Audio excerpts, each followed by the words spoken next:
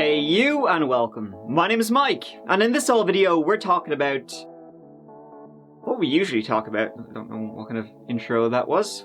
In this whole one, Austin is on the cards. Yeah, we're going south by southwest, depending on where you are. It could be like north by northeast for all I know, or like just down the road. In 2014, there were a series of events. Shocking, really. And it would lead to two men. One, the usual suspect, one, the unusual suspect. So, let's give it a go.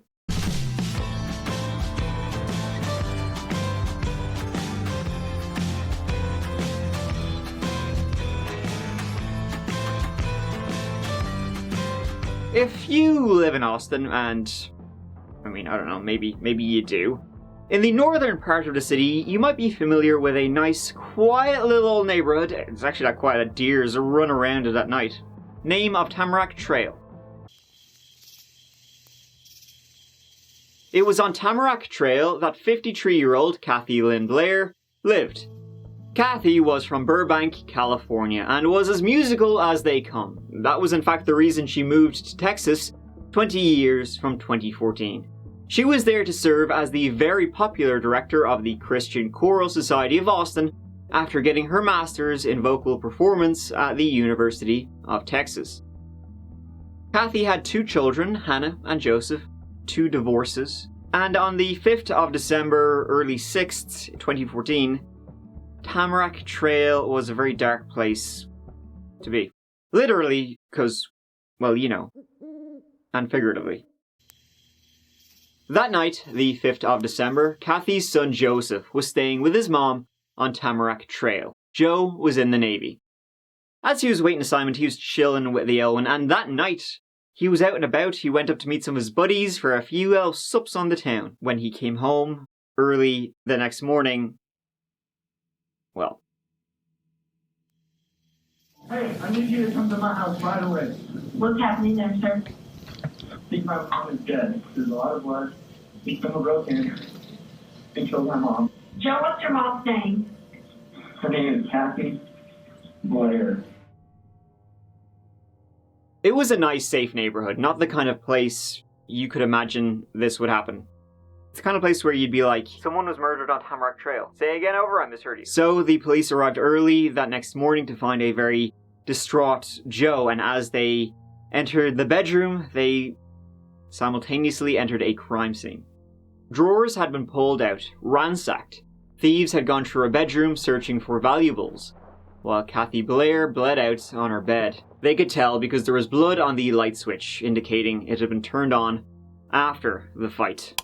What probably happened was that while Kathy was sleeping, someone crept in. Kathy awoke, they fought, she was stabbed, she was strangled, and eventually her neck was sliced open. Then this bad bastard took his time going through all of her stuff, you know, looking for what's good. He found it. Home invasion turned home murder. They took their time, so much so they made sure to leave behind no evidence. No DNA, no fingerprints, nothing other than a shoe imprint on the ground.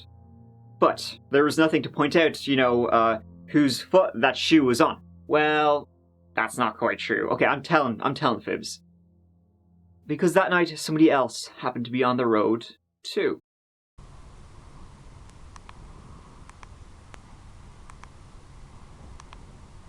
A neighbor of Kathy's, a guy named Rob, was out on the streets that night himself. At about 1:30 in the AM, he was testing out a new gadget he got, his latest toy, a thermal scope. Wow, play that again?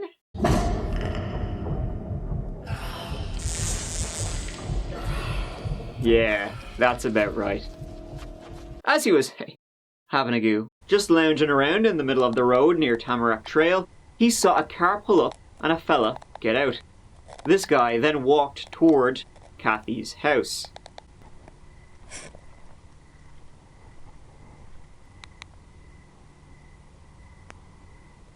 He obviously thought, you know, back at the time, it's just a guy, you know, going for a bit of a walkabout, whatever. Forgot about it immediately. It was then the next day that as he read the paper, seen murder and where it was, he took that footage and he sent it to the police. Now, it didn't tell you much. It looks like a potato.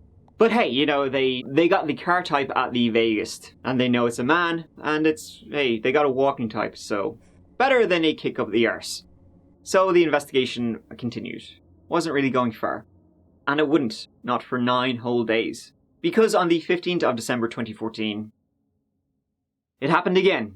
This time not 1, but 2 deaths. 2. This time they were just as brutal as what happened to Kathy Blair. And this time it was a kindly old couple. Yeah.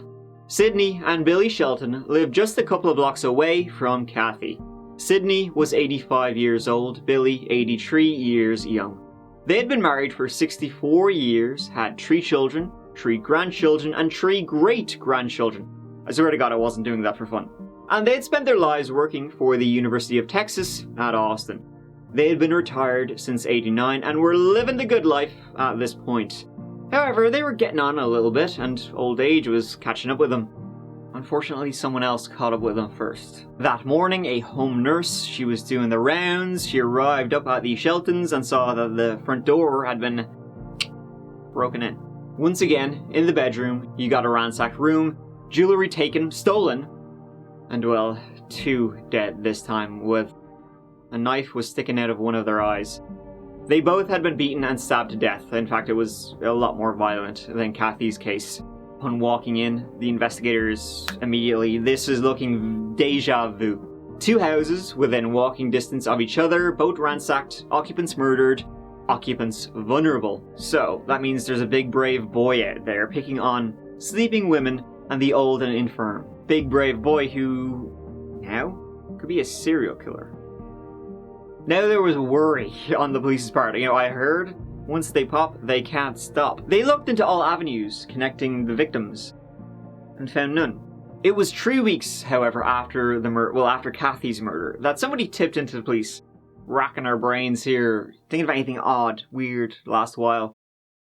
They're like, I think I might have somebody you should talk to. See, a lad had done some work recently for Kathy Blair, done some gardening, landscaping work for her, and he was, according to them, a real piece of shit. He was weird, rude, gave them the creeps, and his name was Tim Parlin, a local Austonian, and had spent, over the course of his life, 30 years behind bars for a number of crimes. No murders, but he got drugs, burglaries, grand theft auto, assault, that sort of thing. He specifically was a jewelry thief and lookout man, who possibly would work as a landscaper / gardener, you know, so he could scope out a home and then return later, covert-like, in his catsuit. C'est la vie! So the police took him in. He, of course, knew how to talk to cops, which is not at all. But when they spoke to his wife, she told the police she knew the Sheltons.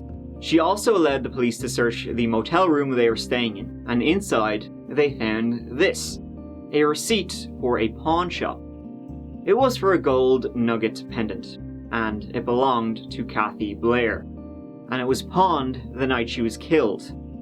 He didn't really waste much time at all, did he?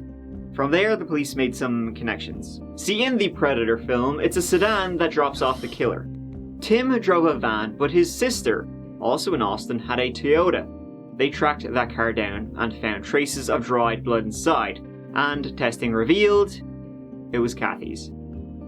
So my work here is done, case closed, or, you know, just need a little bit to push it over the edge. Not quite, and in fact from here, it just gets a little bit more complex. So Tim was brought in, right, for violating his probation. And they were like, here, we'll have a bit of a chat with him, you know, see what he knows about the murders. And he said nothing. Didn't talk, didn't say a thing. For most of the time. The only thing he did mention was a name. The name Sean Gant Benalcazar. Sean Gant Benalcazar couldn't have been further from Tim Parlin as a human being.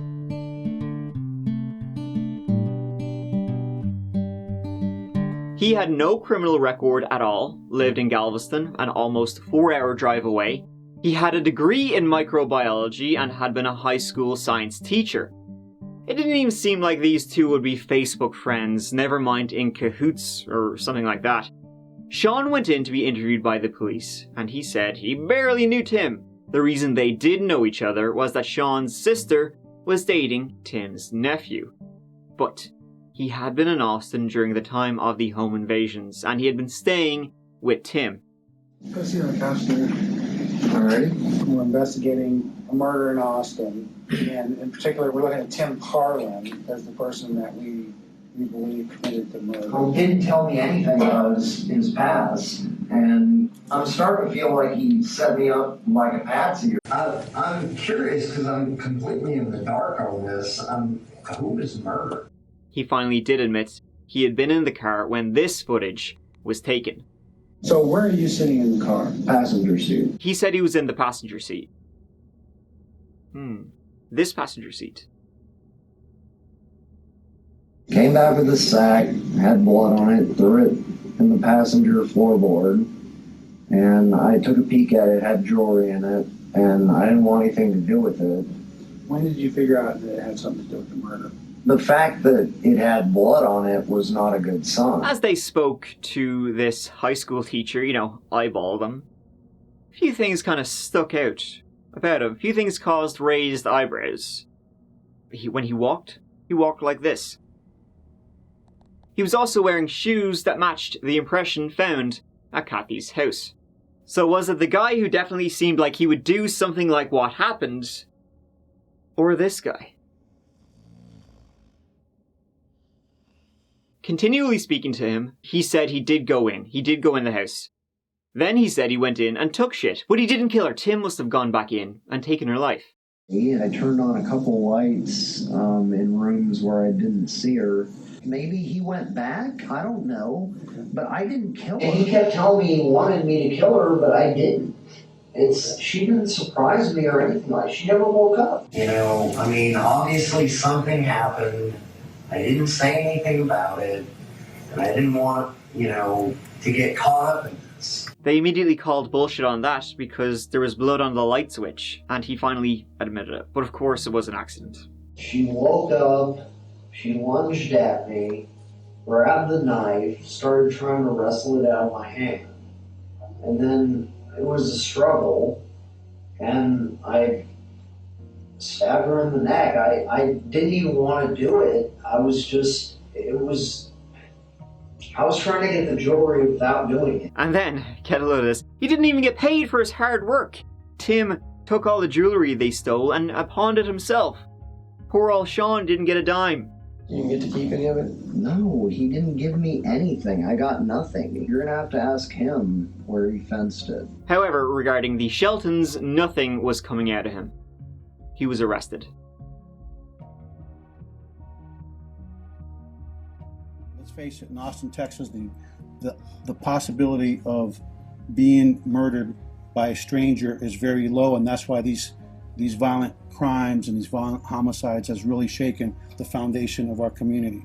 Benalcazar has been charged with capital murder for the murder of Kathy Blair. Investigators further believe that Timothy Parlin and Sean Gant Benalcazar were actively involved in the burglary of the Sheldons' home and the deaths of Billy and Sidney Sheldon. Tim Parlin wasn't a killer. Sean was. Tim was the driver. He did enough, though, to be implicated. He sure as shit knew exactly what Sean was up to the entire time. We'll talk about it a little bit later, but why? Tim did what he did because he was working at a 7-Eleven at the time, and he would say it wasn't paying the bills. Sean? He would say, he killed Kathy, but who killed the Sheltons? Well, it was likely him again. They were killed in the same way. It's been more than 3 years since an Austin music teacher was found dead inside her home, and today the man accused of killing her goes on trial. But there have been big delays in the case because of DNA testing. The court date for the man charged with killing her during a burglary has been pushed back multiple times. Now, Austin police say 33-year-old Sean Gant Benalcazar entered Blair's home while she was asleep and tried to rob the place. But according to court documents, Gant Benalcazar told police that he stabbed Blair in the neck when she woke up and lunged at him. Authorities also arrested and charged 51-year-old Timothy Parlin in connection with the burglary leading up to Blair's death, as well as 2 other murders days after Blair died. He is being tried at a later date. But the 2 suspects have been in the Travis County Jail awaiting trials for their charges for 3 years. We were told that DNA testing and retesting was the majority of the reason for the delay. The trial of Sean began in April 2018. This defendant's the murderer. There's no evidence that Tim Parlin went in that house, that Tim Parlin went in that closet. I mean, he had admitted it, so what you got? Defense. Ultimately, the defendant tells the police that he went into Kathy Blair's room, that she had been asleep, he had a knife out, she lunged at him, they fought over the knife, and he stabbed her in the neck. No, he didn't. Admitted it, me bollocks. Law enforcement went down there, we believe the evidence will show, with the express idea, plan, purpose, and intent to try to get him to confess to something he didn't do. I felt like I had to confess to this crime that I didn't commit, and if I didn't, the questioning was just going to continue, and even if I just stopped saying anything, I had been led to believe that they would quote-unquote prove that I had done it regardless of what I said. All right. Sean, did you go into Kathy Blair's home? No, I did not. Have you ever gone into her home? No, I have not. Did you kill Kathy Blair? No, I did not. That if I didn't explain a reason for having done it, even though I didn't do it, I would get the death penalty. The exact words were, "This is important and you're not going anywhere until we finish."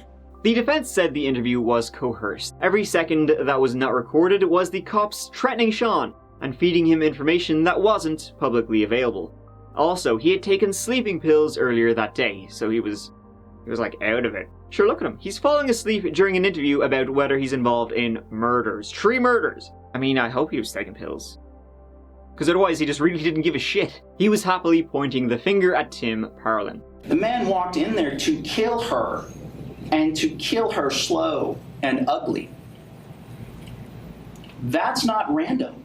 He said that, I guess he had hit something on, approaching her bed, he'd hit something with his foot and caused her to wake up.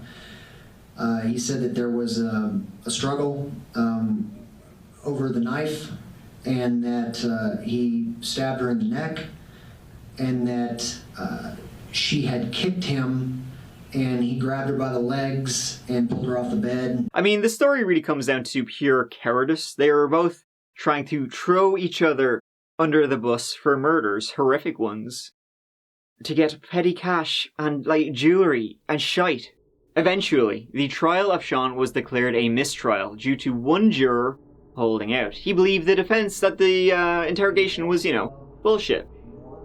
A retrial would happen, but before that, Tim would have his day in court. Guilty on all counts related to capital murder. That's what a jury handed down today for Timothy Parlin after less than 3 hours of deliberating. Parlin faced 5 charges of capital murder for the deaths of choir teacher Kathy Blair and an elderly couple, Sydney and Billy Shelton. All 3 were killed in December 2014. He was up shit creek. He didn't kill anyone, well, maybe, but probably not. But he did know full well about it and aided and abetted the crimes. Not only that, he would have been the one to go to Sean and say, "Come here to me, it would be a great idea, right? And I know just the people to do it too, you're gonna love it." So he was just as guilty in the eyes of Texan law. The trial lasted 9 days and a couple of hours, and he got life in prison with no parole for his role in the 3 home invasions. Then Sean's retrial began. The evidence is speaking to you. The evidence is telling you that that person in the front passenger seat is the killer. What he says in this confession becomes corroborated by every known fact of the evidence. And he attacked a woman that was vulnerable, that was asleep, and that was in the safety of her own home. You're going to hear and you're going to see, more importantly, how they interview Sean. How they ask him questions, how they give him information. Every piece of evidence points to Tim. Every piece of evidence. There's not one thing that they presented to you that points to him except for his statement. It went the same way the first trial did. You got, the confession and the predator vision, with Sean saying, "No, not at all. I'm a high school teacher." The fact of what his motive could have been, he pled, not guilty, so I guess we'll never know. That stood out.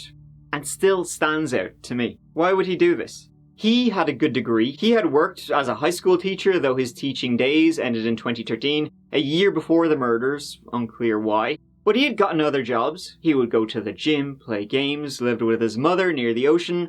No criminal record, was known to be quiet and kind. He didn't even get anything out of the murders. Tim took the jewellery and pawned it himself. So Sean just killed 3 people for no reason. Very brutally.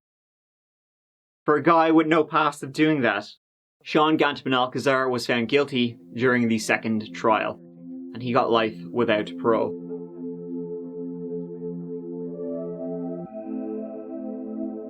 In the end, quite simply, they were both fucking cowards. Tim was living the life he had always known. Sean, the complete opposite. Maybe he just snapped or something. It's one of those things where, you always wonder what's going through somebody's head when they're doing what he did. How do you justify it?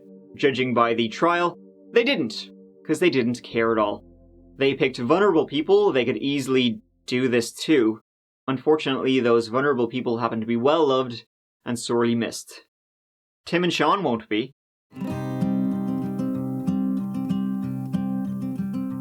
Thank you so much for watching. I really appreciate you taking the time to be here watching this with me. Here, go on. I'll see us real soon in the next L1. Till then, look after yourselves. Take care. Mike out.